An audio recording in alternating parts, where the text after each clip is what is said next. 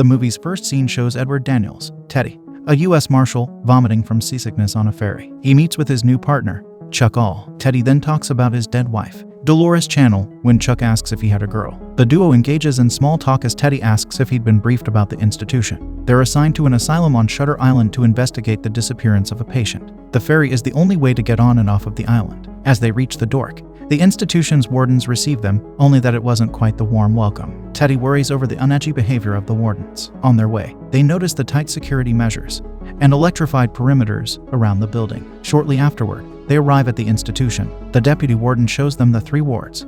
Wards A to C in the institution, the male and female ward, and the wards for violent patients inclusively. The ward C is out of bounds to anyone without approval from Dr. John Cawley. The warden asks them to surrender their firearms. Teddy finds it absurd to surrender his firearm as a marshal. Teddy and Chuck, however, surrender their firearms, only that Chuck behaves a little clumsy. The deputy warden takes them to see Dr. Cawley. Teddy worries as he sees patients bound with chains like prisoners while they pass through the premises. After a few formalities, they arrive at Dr. Cawley's office. Dr. Cawley talks about how the institution incorporates law and order with medical care to treat its patients. Meanwhile, Teddy notices the strange paintings on the walls. Dr. Cawley then explains to him that they'd beaten, drowned, and even used screws on the brains of their patients to treat them, after which they now provide them with calm if those measures fail. Teddy interrupts him, as he disapproves of their violent measures, telling him to screw the calm he talked about. Shortly afterward, they talk about the patient who'd escaped, Rachel Solando. Dr. Cawley shows him her pictures as he explains that she'd drowned her 3 innocents. Her husband was also dead. Teddy suddenly has flashbacks of terrible memories. He then requests an aspirin for a headache. Rachel believed her kids were still alive and that the institution was her home,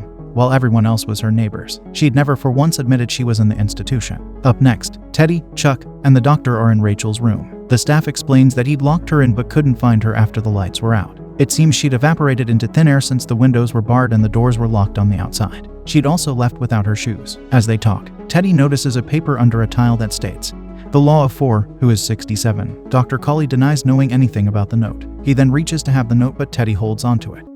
Shortly afterward, they arrive at the common room. Teddy wonders how she would have escaped the guards without getting noticed, after which he requests to see all the files of the patients and staff, but the doctor denies his request. Teddy's rather amused at his response and insists to see the files. The doctor leaves after telling them he'll assemble the staff in the common room after dinner. Shortly afterward, Teddy and Chuck join the wardens at the search site. Everything seems as though Rachel had disappeared and wouldn't survive on the cold island without shoes. Teddy then asks about the lighthouse. The warden tells him the lighthouse was for sewage facilities and unfortunately they'd searched there too but couldn't find her. Up next, Teddy and Chuck interrogate the staff. The staff in charge of guarding her area had gone to pee and couldn't find her upon his return. She was also in a group therapy session led by her primary psychiatrist, Dr. Sheen, before the incident. He then requests to see Dr. Sheen, but unfortunately, he had left on a vacation in the morning. Teddy's left dumbstruck on the news. They, however, place a call to Dr. Sheen but to no avail. Dr. Cawley then invites them over for a drink at his place. Later in the evening, Teddy and his partner join Dr. Cawley for drinks at his place, and there they meet with Dr. Jeremiah. Teddy, however,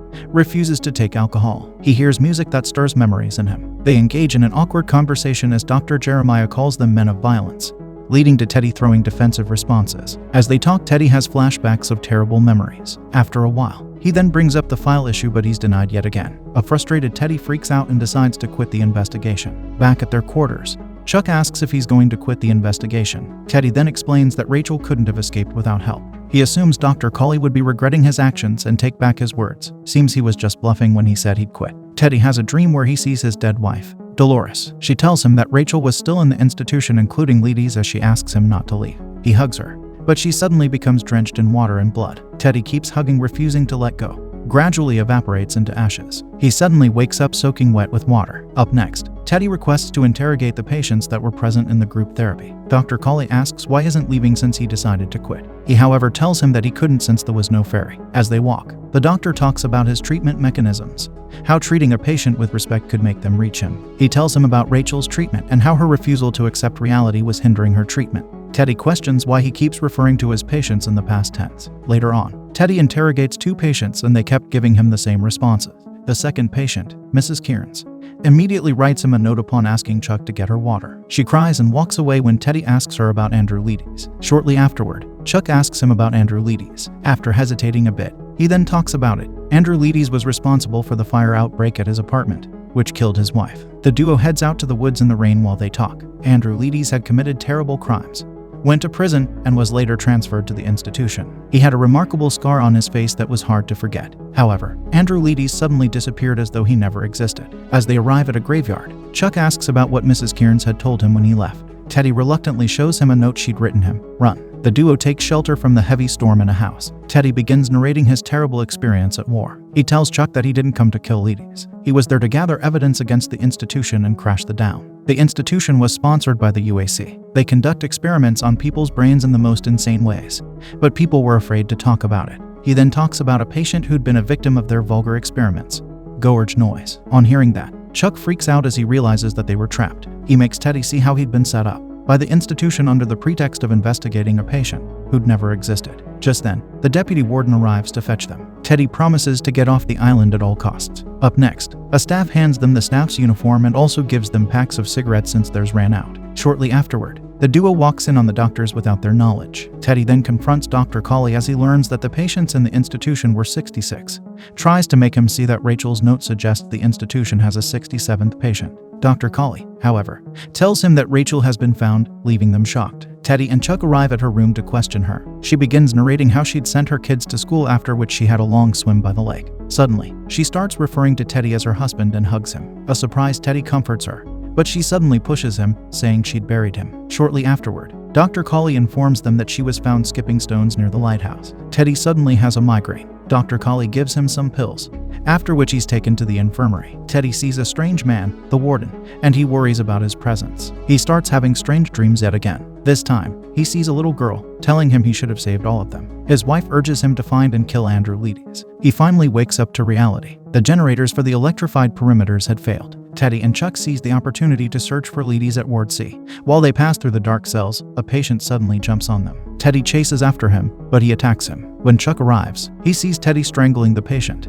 and he stops him. The warden asks Teddy to take a walk while he and Chuck took the patient to the infirmary. As he continues searching, he encounters Gorge Noise. Teddy's shocked to see him in the cells. Gorge accuses him of being responsible for the scar on his head, and Teddy wonders in disbelief. Gorge lets him realize that he'd been set up in a game and even Chuck wasn't real. It seems Teddy has been trapped like a rat in a maze. He tells Teddy that he can't kill Leedys and uncover the truth at the same time. Teddy begins hallucinating again, and Gorge begs him to let go of his wife, to leave the island. He tells him that Andrew Leedys was at the lighthouse. Up next, Teddy and Chuck flee the ward since the wardens were searching for Teddy regarding the patient he'd strangled. Teddy begins to suspect Chuck. When Chuck shows him Andrew Leedys' entry form, he chooses to read it later, leading to an argument. Teddy, however, leaves for the lighthouse alone, but he's unable to get to it. Upon returning, he doesn't find Chuck and only sees his smoke on the rock. He, however, sees a body down the cliff and hurries down to have a look. On getting down, he doesn't find Chuck anywhere. He then takes shelter in a cave where he sees a lady, the real Rachel Solando. The duo engages in a conversation as she narrates to him. She was a doctor before becoming a patient at the institution. Teddy's shocked to hear that everyone in the institution knows about the brain experiments that go on at the lighthouse. She breaks it to him that his hallucinations,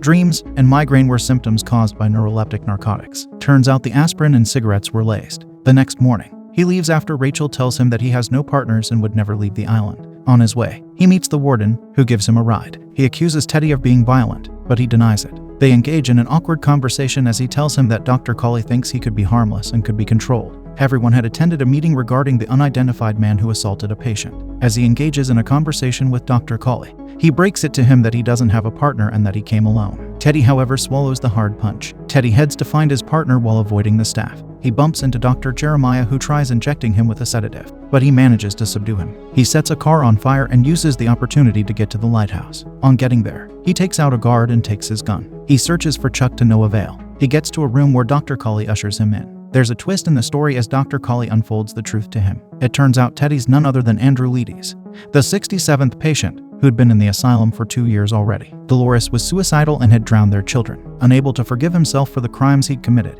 he creates a new self, Teddy. Dr. Colley reveals to him that Edward Daniels, Teddy, and Rachel Solando are anagrams from Andrew Leedys and Dolores Channel. The Law of Four was all about the four names. He'd even attacked a patient he talked to at Ward C for calling him Leedys a few weeks earlier. Teddy freaks out in disbelief. Chuck, his partner, was his primary psychiatrist, Dr. Sheen, and the little girl he keeps dreaming of was his daughter, Rachel Leedys. He passes out as he flashes back to when he'd killed his wife after she drowned their kids. Up next, Teddy wakes up and accepts reality. He thanked Dr. Colley for not giving up on him when everyone else did. He'd progressed a few months back, however.